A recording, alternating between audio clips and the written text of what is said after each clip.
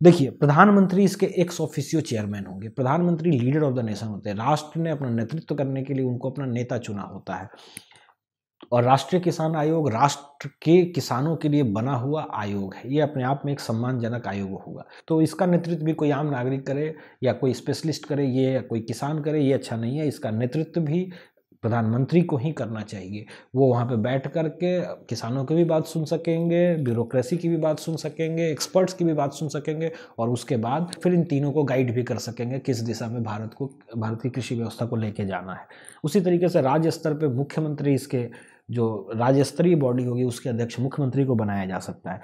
3 tier and 2 tier structure, मतलब ये 3 tier structure होता है केंद्र के लेवल पे, एक राज्य के लेवल पे, एक जिला के लेवल पे। तो इसके अलावा 2 टियर स्ट्रक्चर, क्योंकि कृषि का मसला है तो एक क्षेत्र का भी प्रॉब्लम होता है। मान लीजिए जैसे जो गैंजेटिक बेल्ट है, पूरा एक क्षेत्र है, इसमें 2-3 राज्य आ जाते हैं, तो एक क्षेत्र के तहत भी एक स्ट्रक्चर हो सकता है और एक गाँव के तहत एक स्ट्रक्चर होना ही चाहिए। तो 3 टियर प्लस 2 टियर स्ट्रक्चर बना करके अगर इसका कन्वर्जेंस कर दिया जाए पूरे ब्यूरोक्रेसी के साथ, टॉप में पीएम के अंदर इस राष्ट्रीय किसान आयोग में, तो आप किसानों को उनका न्याय भी दे सकते हैं और कृषि के उत्थान के लिए बॉडी काम भी कर सकती है।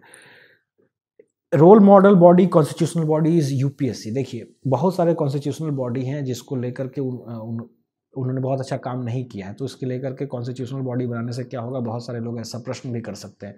लेकिन अगर एक संवैधानिक बॉडी बन गई, उसकी सबसे बड़ी बात होती है कि उसको शक्तियां संविधान से मिलती है। उसके लिए किसी संसद या किसी न्यायपालिका के पास उस संस्था को जाने की ज़रूरत नहीं होती। उसे संविधान सारी शक्तियां देता है। उन शक्तियों को मिलने के बाद भी अगर वो उस पर काम नहीं करते हैं तो ये उन लोगों की जिम्मेवारी है।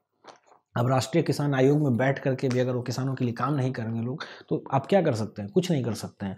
सो इस किसान आयोग के लिए जो रोल मॉडल कॉन्स्टिट्यूशनल बॉडी होगा वो यूपीएससी होगा, यूनियन पब्लिक सर्विस कमीशन।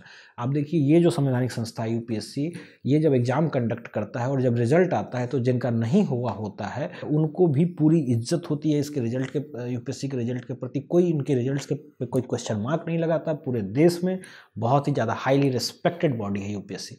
सो हमें राष्ट्रीय किसान आयोग को एक न्यायप्रिय, निष्पक्ष और आज़ाद संवैधानिक संस्था बनाने की ज़रूरत है।